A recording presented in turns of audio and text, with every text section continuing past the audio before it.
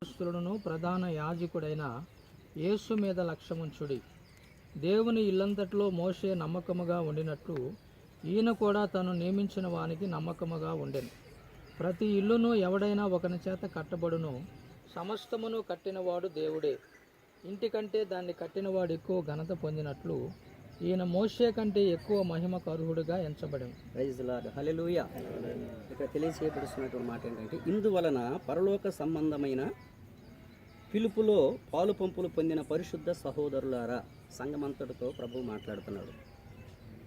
అలాగనే ప్రభు ఎవరినైతే ఏర్పరచుకున్నాడో, పరలోకమునకు ఆయత్తపరచబడినటువంటి వారుగా ఎవరైతే ఉన్నారో వారందరితో ప్రభు అంటున్నాడు, ఈ విషయములో పిలుపులో పాలు పంపు పొందిన పరిశుద్ధ సహోదరులారా, పరిశుద్ధ సంఘమంతటికి తెలియచేస్తున్నటువంటి మాట.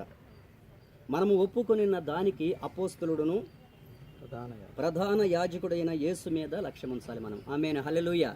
ఇప్పుడు మనము ఎవరి మీద ఆధారపడి దీన్ని చేయాలంటే, ప్రధాన యాజకుడైనటువంటి యేసు మీద ఆధారపడి మనం చేయాలి. అయితే ప్రభు మీద ఆధారపడి ప్రార్థన చేసినప్పుడు ప్రభు ఏం చేస్తాడంటే, ఎవరితో దేవుడు మాట్లాడతారో